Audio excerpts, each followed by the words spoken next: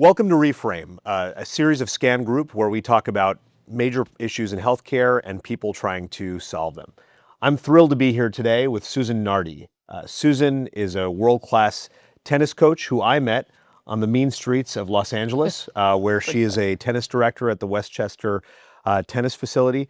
But she's also the president and founder of the HEAL Foundation, something that we'll talk a little bit more about.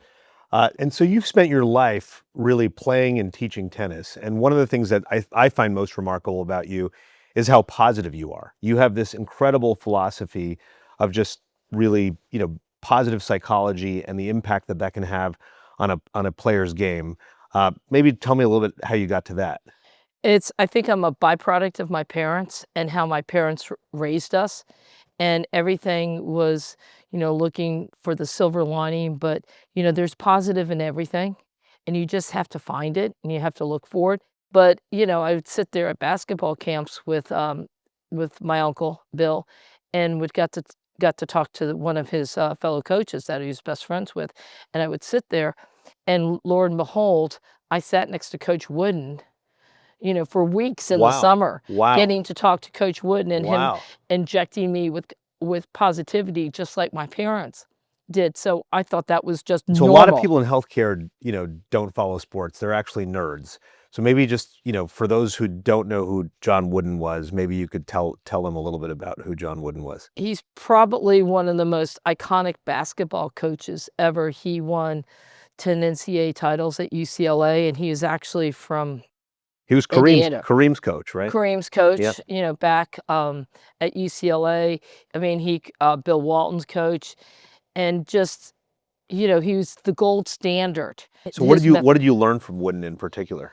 uh, just about effort and doing and putting forth your best effort at all time, and, hurry, but don't rush, and, just being on task, and just keeping it here because nobody rents your headspace, and just, what do you want? Do you want a negative outcome or do you want a positive outcome? Well, everybody wants a positive outcome.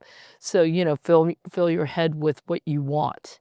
When I get off the court, I'm thinking, would Coach Wooden be okay with this lesson? Was I positive enough? Did I, was my vocabulary, because he was about 80% positive in what he said on the court, and he, with his feedback and everything, and, particularly when I'm working with the female pro players and college players, I don't even think of it as feedback. I look at it as enhancement and fairy dust. And When I think about your coaching style and I think about the era in which you were raised and worked, it really feels kind of countercultural, right? There's the kind of positive psychology worldview, but then there's also kind of the tiger parent worldview, the tiger coach worldview. Most of my coaches, when I played sports, and one of the reasons I actually never really played sports afterwards, were actually pretty tough, and maybe sometimes demeaning, maybe a little bit challenging, maybe not, didn't make you necessarily feel all that good about yourselves. One of the reasons I keep coming back to you as a student is I do leave, every time feeling good and feeling like I want to come back, which I think is an important, underrated part of what a coach needs to deliver to a student. So Susan, I want to talk to you about your new venture. I want to talk, you a couple of months ago, you said to me, I'm going to start a whole new enterprise, not for profit, that's going to be focused on addressing senior loneliness through racket sports. And I was blown away. Obviously, I work in the senior care space. SCAN is the Senior Care Action Network. And, some of my earliest, passions has been around building programs to address loneliness in older adults. So I was just really captivated by your idea of using racket sports. Maybe tell me a little bit about more about HEAL and what you're hoping to accomplish. Heal for me stemmed out of my life and watching what had happened to my parents. And my dad was in his final stages with his battle of prostate cancer. And my mom, who was an ER nurse at the time, was doing everything that she could. I was the only child at home, but to hold the family unit together. And she ended up having a massive heart attack. And Wow. It was so bad. She was in the hospital room with my father, and he had had 24 shots of Demerol in 24 hours, and she thought she was having a kidney stone, and my father didn't buy it, and he was, besides being the mechanical and electrical engineer, he was also a scuba diving instructor, and so he was an EMT and everything like that, and didn't buy it and called the nurse, and if he doesn't call the nurse, she dies right there. And so knowing how bad her heart was, and the doctors telling me that they don't think she's gonna live more than a couple of months, and this is knowing that my father was gonna die, and my father died the next, Monday, a week later. Oh my God. And being at home, and what could we do to make her quality of life better for what she was going to have left? We would sit there and play games, and I would try to get her engaged with not only me, but her friends and other people, and how connection really saved her and gave her quality of life because, when we were going to the doctors, and they were awesome doctors, but they were treating the symptoms, and my goal and her friend's goal was to not prevent her to be isolated from society, because usually when you get sick, you're isolated. You become And a completely different person. yeah, and that wasn't who my mom was. My mom was very social and quite the character, as both my parents were, and trying to get her engaged in activities and engaged with people and doing different things, and whether it was a walking club, whether it was just, standing there with me and tossing balls and talking, or I was hitting balls and she would toss it and I would play it, and getting her engaged in some activities, so not only for her physical health, but her mental health, but her connective, because to me, it's all about creating that community that, we talk about with medicine, and, even with my oldest son, about extending life, but what is that quality of life really like? And so that's what I tried to give her, and she lived 8 years on a heart that really shouldn't have lasted 2 or 3 months. It was enlarged, it didn't Wow. pump right, and, I got 8 years at I'm very blessed that I got that time with her, and she was a fascinating, funny person.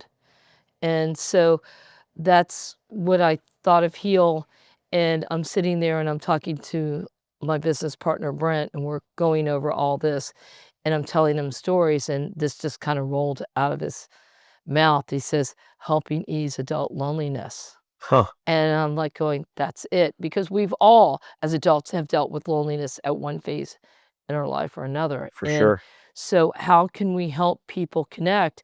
And Brent and I were running a summer camp in, Sweden at the time, and we went down, spent a couple of days in Copenhagen, and that's when the Copenhagen City Heart, study came out, and was talking about how racket sports people live on average close to 10 years longer.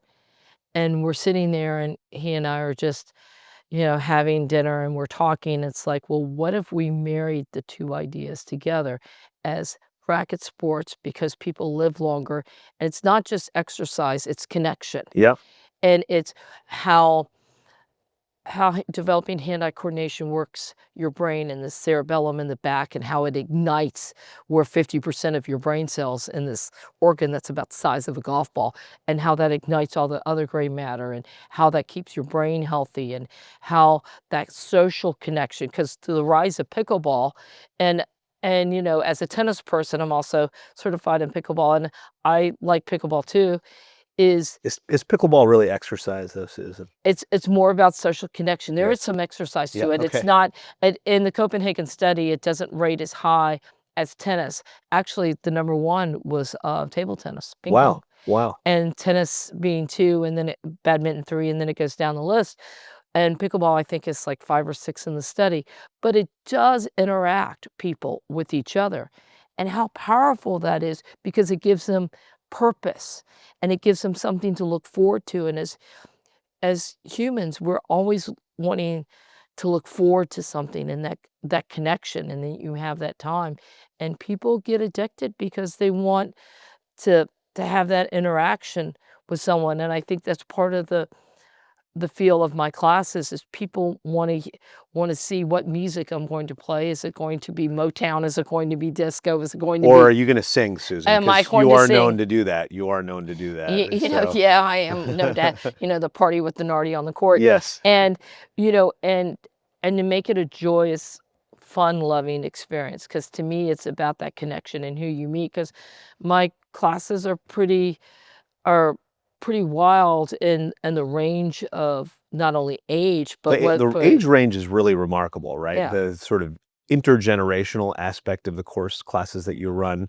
I think the youngest person I've played with in one of your classes was 10 or 11 years old. Yeah, they came by, that Uh, was a really good player, yeah, he was actually very good, yeah, but low attention span, so I was able to yeah. kinda beat him after a few minutes.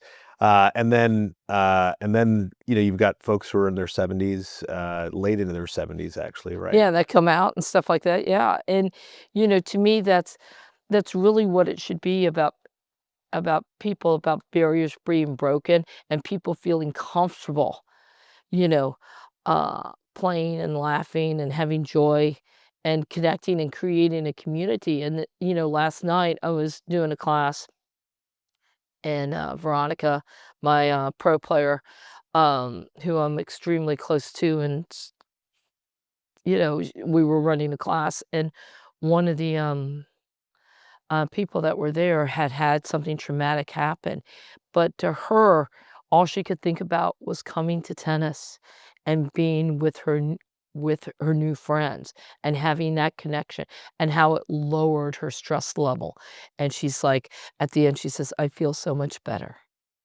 And what a gift to give somebody that they were tense, their cortisol level, I'm sure, was higher than anything, their blood pressure is probably up, and then you can make them feel better about themselves, and, I mean, is there anything better, really?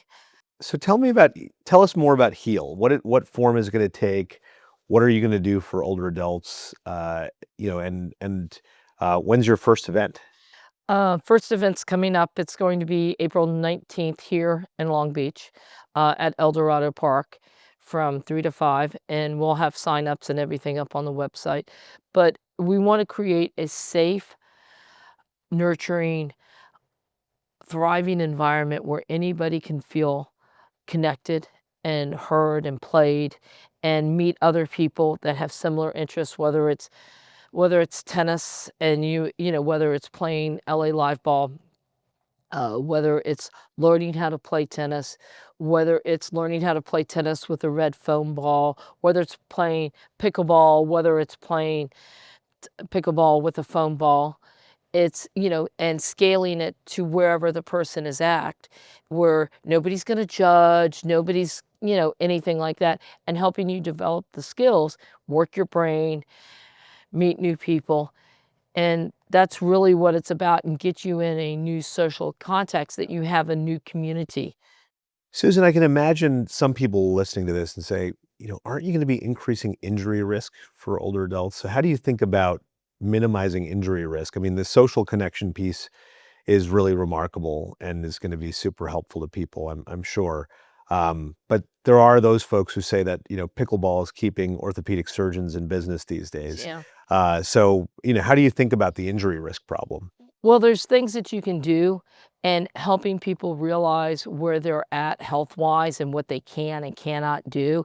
It's doing basic things like getting them into a proper shoe and not being into a running shoe that's elevated, that doesn't give you much lateral support as being in a court shoe like what I have on right now.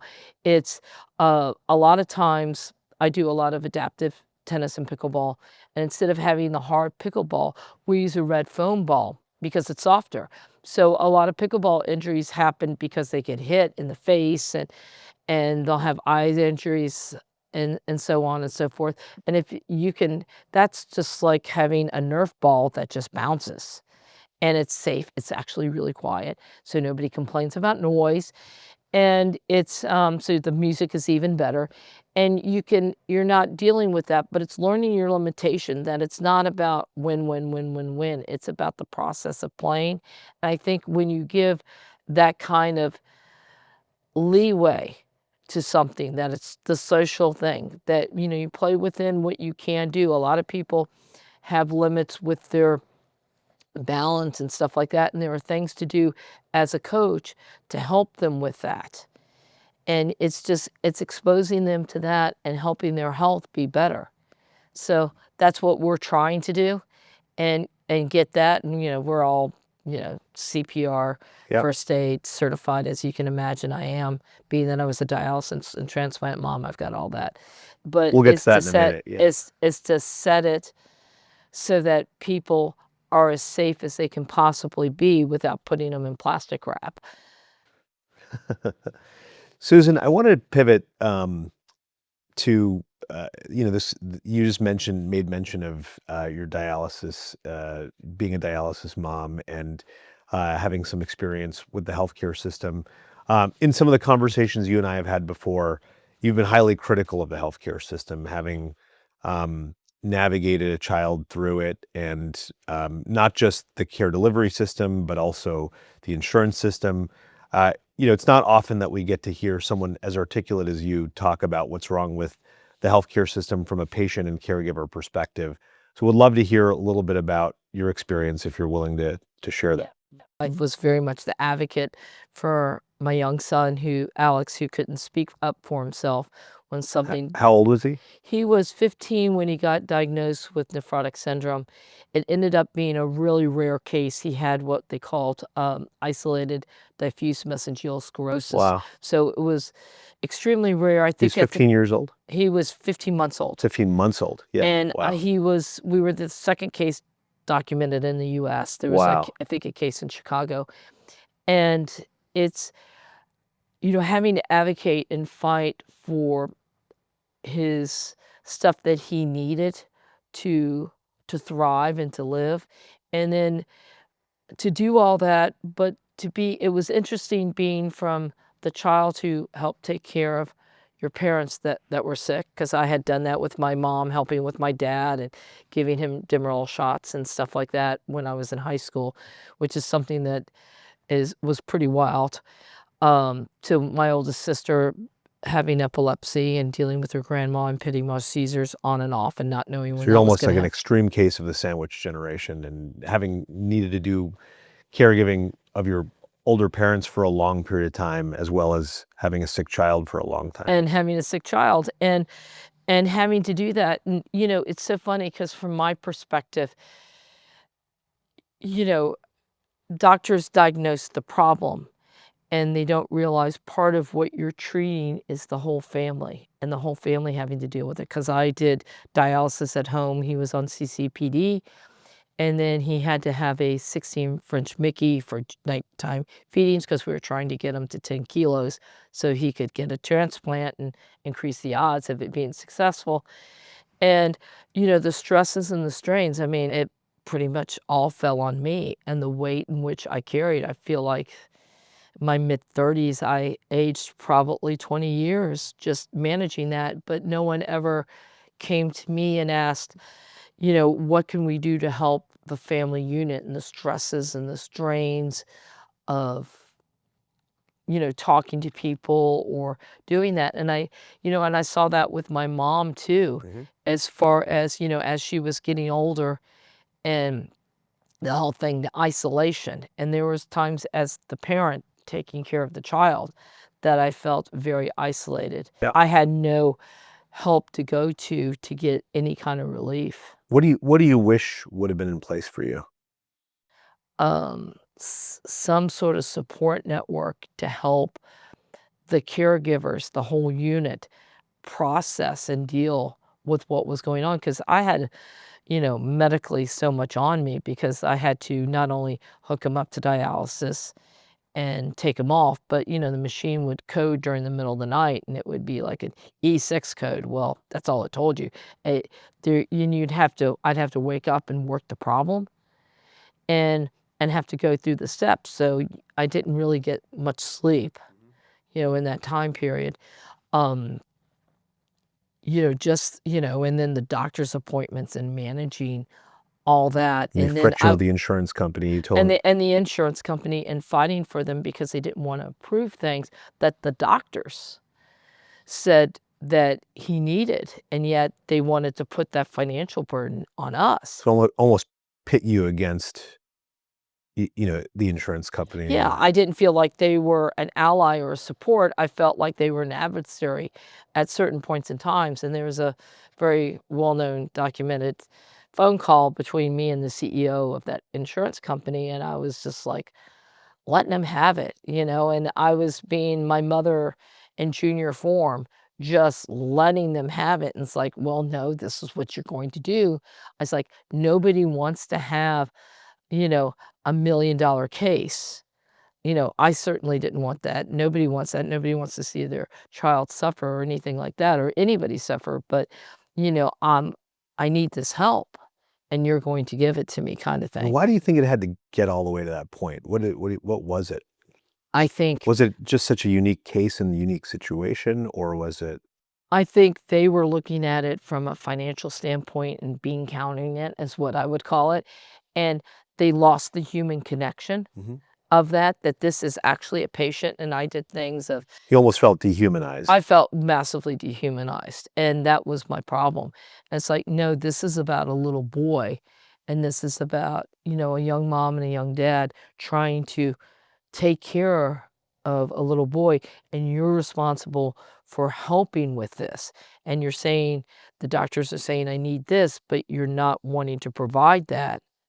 What gives? And so that was, and I felt like I was constantly at war and was battling that. And, I would joke with him, it's like, I've got Kentucky blood in me. You are just not going to do Yeah. this. And I felt like they picked a fight with me, and I just wanted to take care of my little boy and spend as much time with him. And, you know, um, unfortunately, he got an infection from his large intestines.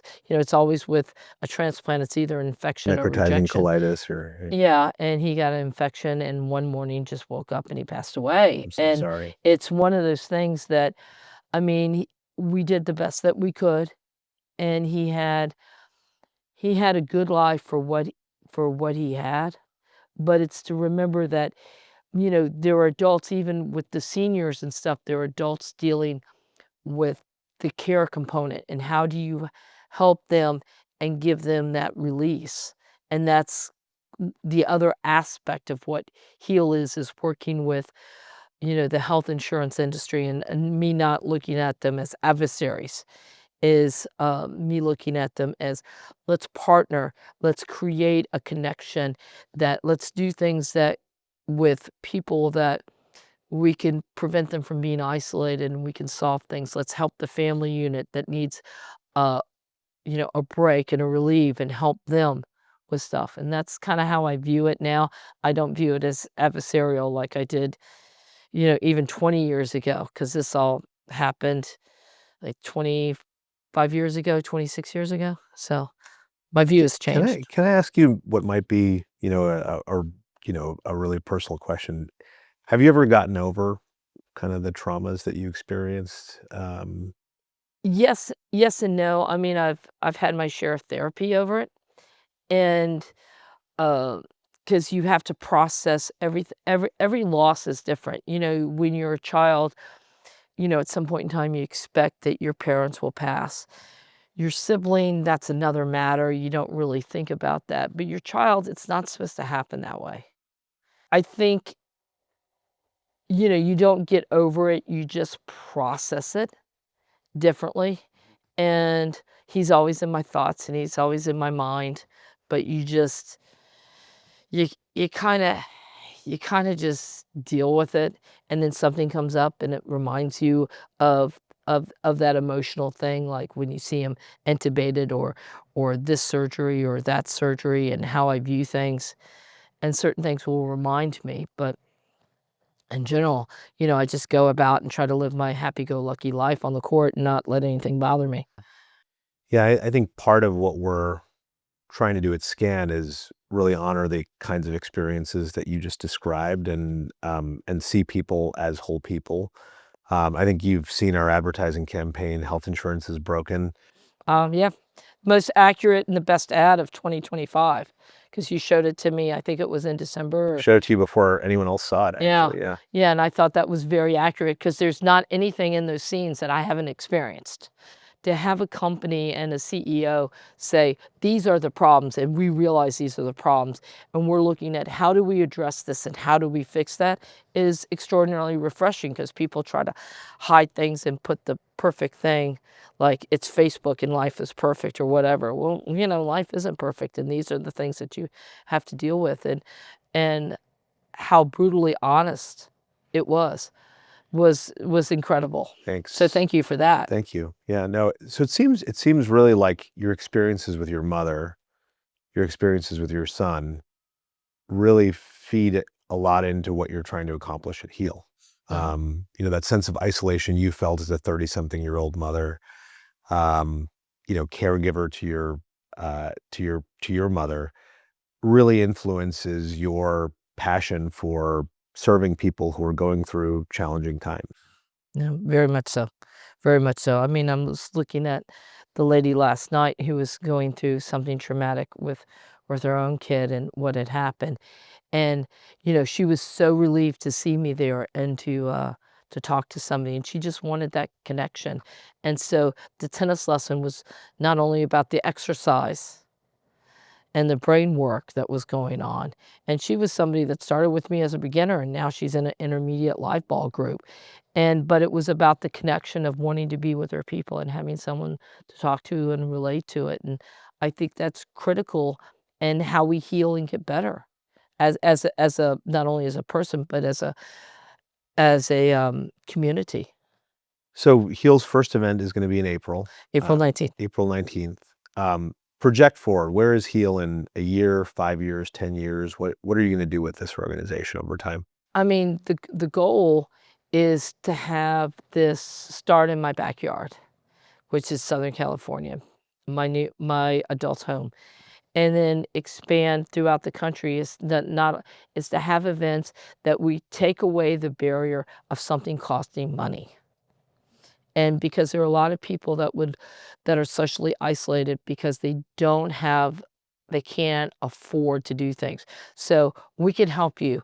We can get you a racket. We can get you, the location and stuff like that. We can get you the help. And it's to get the business community, to get the local communities, the local governments, the state government, hopefully the federal government, to create opportunities where we could have things on a weekly basis, or even more than that, to connect them in, and then to have subgroups a part of that where they can socially interact, or that they have a group where people are ambassadors and can call and check on things and create other opportunities and social networking to make it so that everybody's connected, so that we wanna live a quality life, not just we wanna live a longer life for sure, but we wanna have that be quality and have meaning and impact.